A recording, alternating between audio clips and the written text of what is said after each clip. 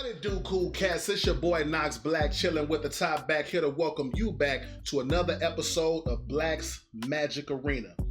Now, today in the Black Magic Gauntlet, we've got a brand new contender, something we have not seen on the channel here, and it's something that I got from another content creator that I watch pretty frequently. So let's go ahead and take a look at what we got for today, as we're going to be playing some mono white angels. And I kind of got the inspiration. I was watching Swayze.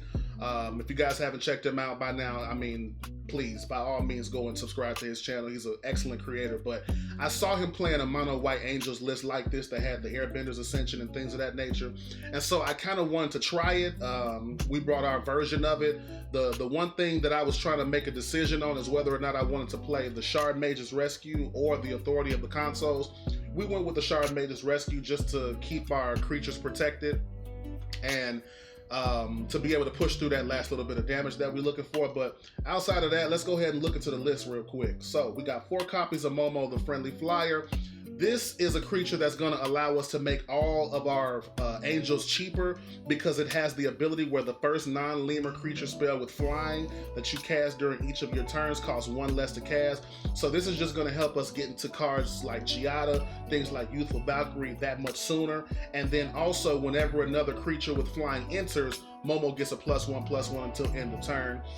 The thing that makes this deck very hard to deal with is a lot of decks have to just trade with it 1 for 1 as far as removal, because they can't really deal with flyers. They don't have a lot of things to block the flyers. So that's one of the reasons why we want to try this thing out and see how it works. Of course, we already mentioned the 3 copies of Shard Mage's Rescue.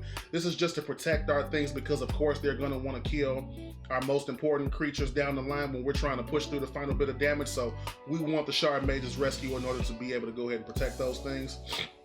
4 copies of the Airbender Ascension.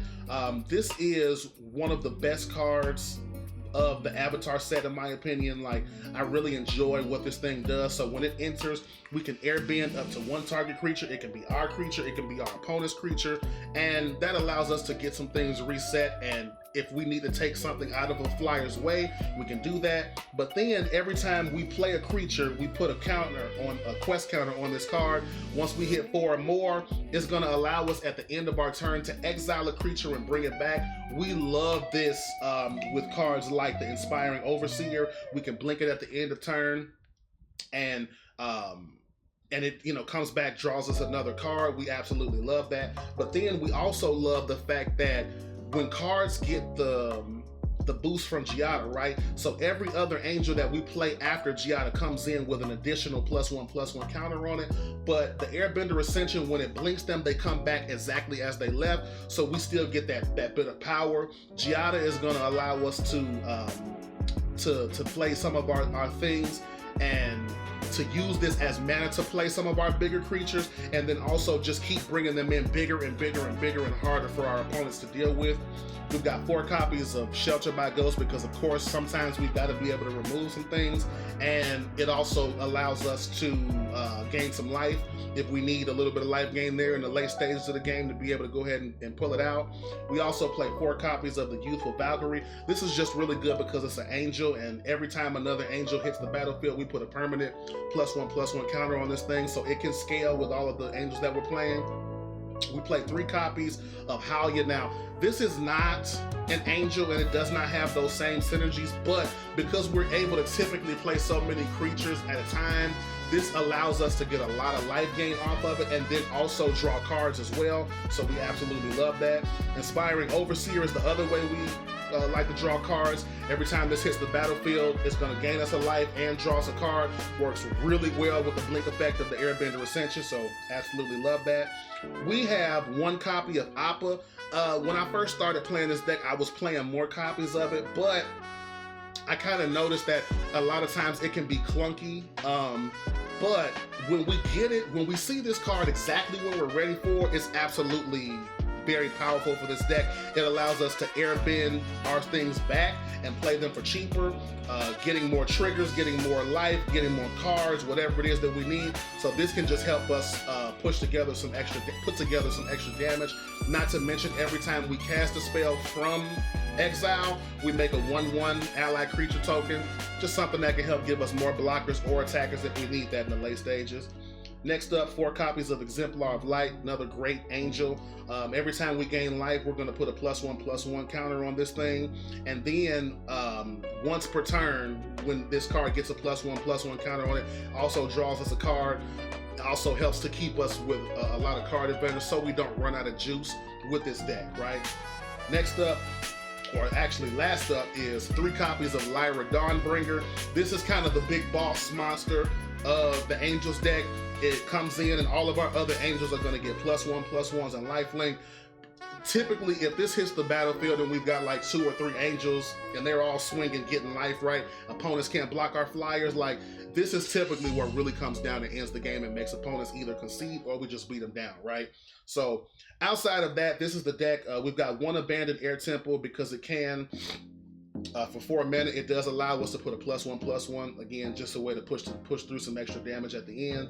We've got 16 planes, 3 copies of Cavern of Souls, if that's relevant in the counterspell matchup, because we do play mostly Angels, and then Soulstone Sanctuary because this card can get boosts off of things like Lyra because it's every creature type, so it counts as an angel. So this can also get, like, you know, for instance, the +1/+1 and lifelink. So it's a reason why we like to play that. But outside of that, man, if you guys do have any suggestions of things you would like to see played on the channel, or just suggestions that you have for the Black, Magic Gauntlet in general, I'd love to hear about them and talk to you guys about them down below in the comments. So just go ahead and leave me those, and we can get right on that and try to make this thing as good as we possibly can. But outside of that, man, can't wait to see what this mono white Angels deck is able to do within the Black Magic Gauntlet. So I will see you guys there.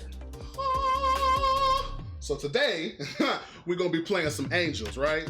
Get a little angelic nature going. See what we can do. This deck has been really doing well for me. I hope it can look as good right now as it has looked for me when I was testing it. We do go first. We've got 2 Momos, which we don't love, but we've also got some card drawing Youthful Valkyrie. I'm gonna go ahead and take this. Go ahead and play out this Momo and see what our opponent's up to. What kind of shenanigans are you running? Golgari shenanigans? Actually, I think I want to play this and draw us a card, get us a little bit further through the deck. We're gonna pump Momo. Go ahead and do that. I'm expecting something to die very soon. What that is, it won't be this turn. So now, do I play this and I think I'm gonna play the Appa and bounce back the Inspiring Overseer to play for cheaper next turn. It would pump, but I think it's actually gonna be more worth it to just attack like this. Then we do this. Airbend him back. That's fine. We did more damage that way anyway. Okay, so of course they're gonna wanna come for Appa. Makes all the sense in the world. But we're still getting this now for 1. Getting more life, more land. Guess we'll play this out as well. Go ahead and swing for 3.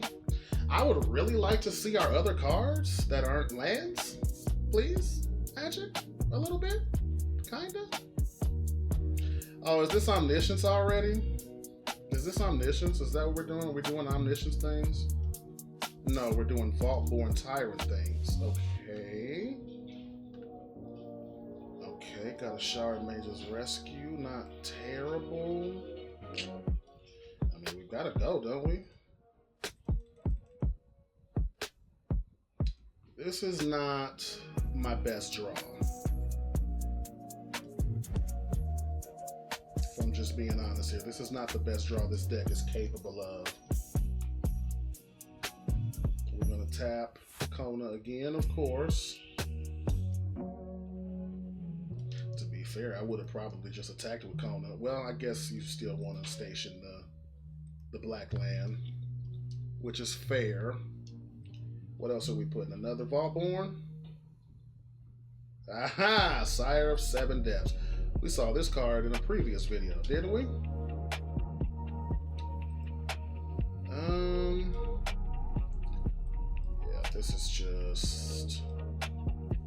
not going the way that we want it to. Of course, it has reach. Am I willing to pay 7 life here? I mean, I guess I have to be. Guess I have to be.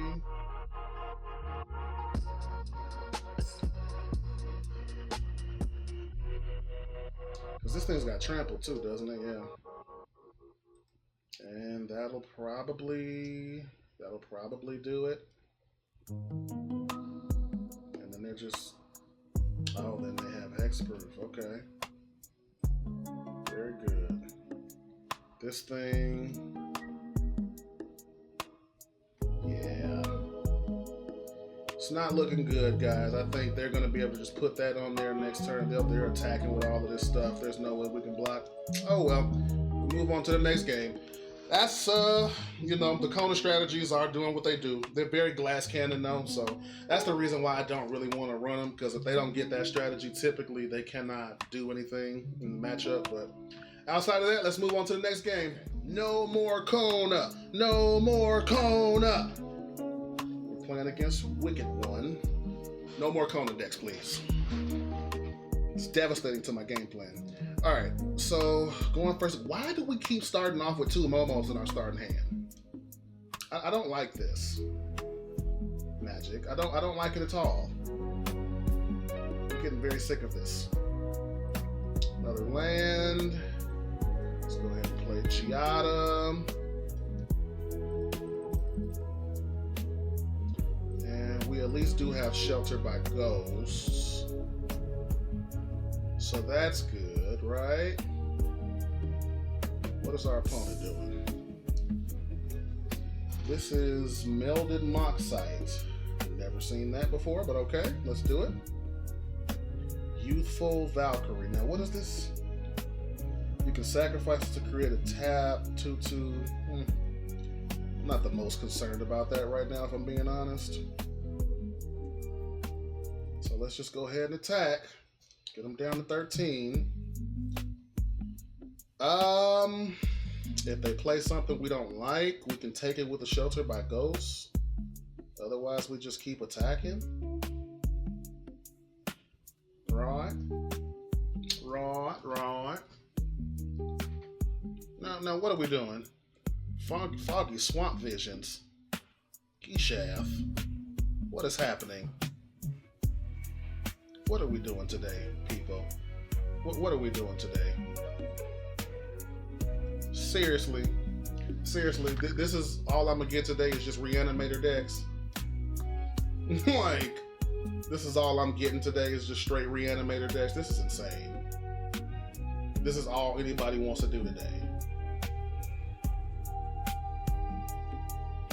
I suppose.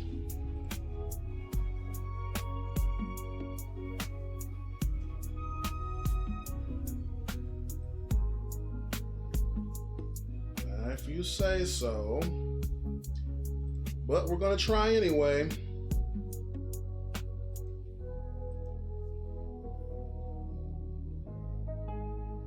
$17.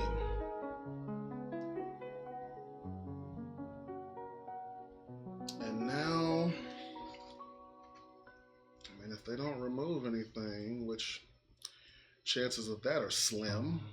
They took 2, so they're probably trying to do something good.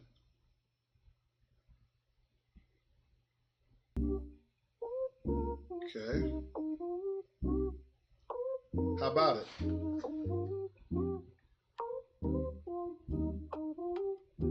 Okay, Trumpet and Carnosaur. Okay, 11, 14. That doesn't do it. Did they mean to do that? And then we just win? Okay, we just win. Cool. We just win. Excellent. All right. Well, that one looked a little scary at first, but we was able to pull it out in the end. This is why you stick it out. This is why you stick out the games. Well, 1-1. Let's move on to the next one. That last deck had me in the first half, y'all. I'm not going to lie. It definitely had me. But, again, that's why you stay in the games, and Opponent's going first this time. This is a lot slower. The first time we don't see a Momo. But we do got 2 Sheltered by Ghosts, and we also got Inspiring Overseer, so we should be able to draw into some lands to hopefully play the Lyra sooner rather than later. But we shall see. Oh, if that first draw would have been a Momo, that would have been amazing! Amazing! Okay. Forced. Let's go ahead and play out the Giada. And then, depending on what they play, either I'm playing a Shelter if I don't like their thing. Which, like, I don't know that I really care about that. But I guess that also means now that our pathway is set, we're just playing the Inspiring Overseer. So now there's a world next turn where we can do something like Halia, Youthful Valkyrie. If I knew I was drawing that Halia, I would have played the Valkyrie first. Aang's Last Airbender, but I get it for 2 now. And we like that. We'll do Angel. Get me another card. And Indestructible.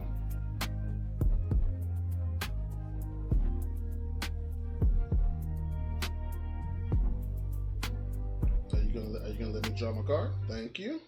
Oh, a 3rd Shelter by Ghost, you say. So I'm gonna take this Aang. And then next turn, I think I play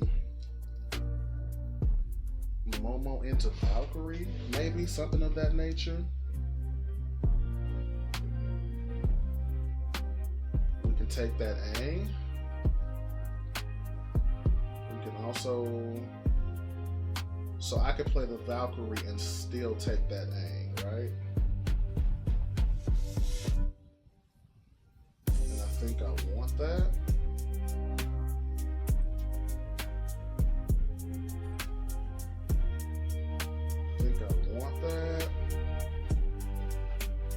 Give me that, buddy. Get the flyers out of our way. We go for broke. We go for broke. Okay. Another one. Another one.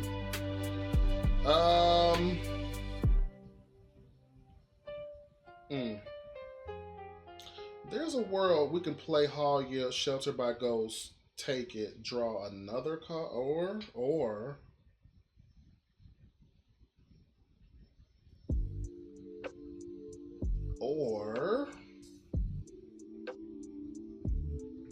we take it,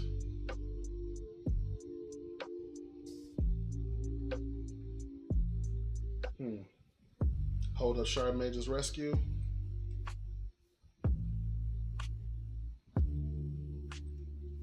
I like it. Give it back.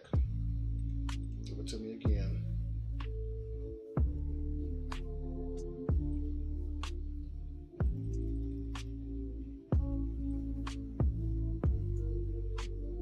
Down to 11. A 5th land to play this Lyra would be great. Okay.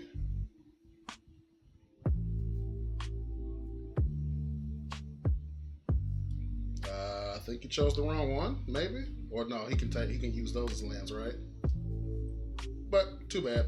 We still have that. We still have that. And he will not target that at all. And that's gonna do it! Okay. 2 in a row for the Angels deck, man. The Angels are in the outfield. Doing their thing. Yeah, alright, well, let's look at this battlefield for a second. Yeah, I don't really think there was much the opponent could do, honestly. Like, 3 Shelter by Ghost and then the Shard Mage's Rescue was just a lot to deal with, to be honest with you. But All right, other than that, let's move on to the next game. So the question is now being posed. Is Mono White Angels gonna be our first 3-win deck of the week? Really the first deck to win more than 2 games. Every deck has gone 2-2.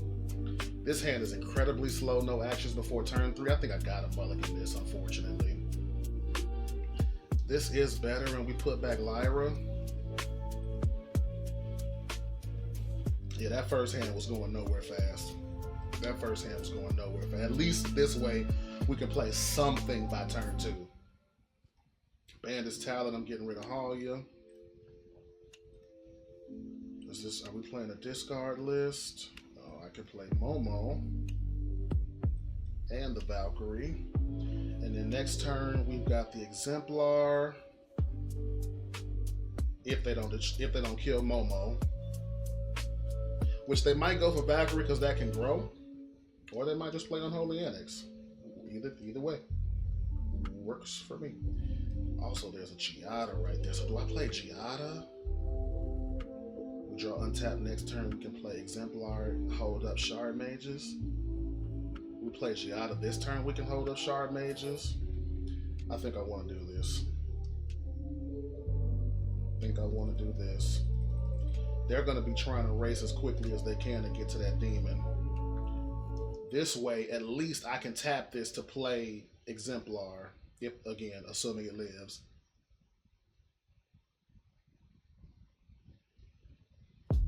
Okay. Very good.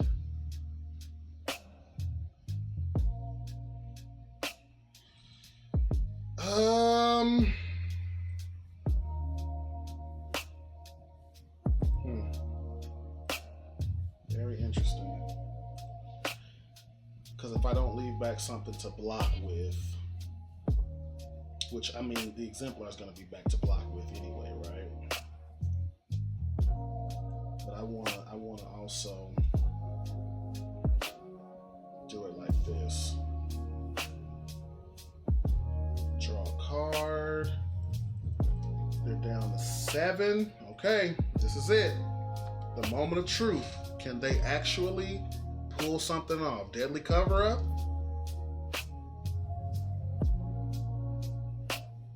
They have a Deadly Cover-Up. I don't think making the demon is gonna. Yeah, making the demon might be enough. Target opponent loses half their. Oh wow, that's just gonna do it, isn't it? With the slap. Oh wait, no, is that Aclazotz has to be on the field. And then if he attacks, I go down to 8, and then 4. Am I doing the math wrong on this? I think that's right. I lose half, go down to 4. You have nothing else you can do. You lose 2 life, and that's just game. Okay. All right. We love these. We absolutely take these. Hey, we made short work of the gauntlet today, didn't we?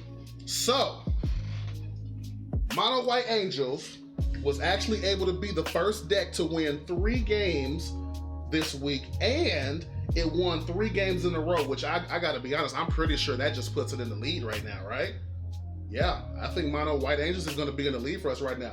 But let's go ahead and take a look at the spreadsheet and tally this thing up, see where it shook out for the week. I will see you guys there. And so taking a look at this Mono White Angels list that we've got, right? This thing actually was quite the powerhouse, and it's already our leader for King of the Week just based off of how it performed. It got 3 wins. It only had the 1 loss. It got the 1 bonus point because it did win 3 games in a row and had a .75 win rate for a grand total of 6 points. And yeah, I think this thing is going to be a major player for the rest of the season until the new cards come out and we build something else. But outside of that, man, if you guys stayed this long into the video, I'd really appreciate it if I could get a like and a subscribe from you. It really does help out the health of the channel and allows me to be able to continue to bring content like this to you and anybody like you who might enjoy it. But I will see you guys tomorrow with our final deck of the week. Spoiler alert, it is Boros Tokens, our King of the Week from the previous week. Outside of that, thank you so much for joining me in Black Magic Arena, and I will see you tomorrow. Peace.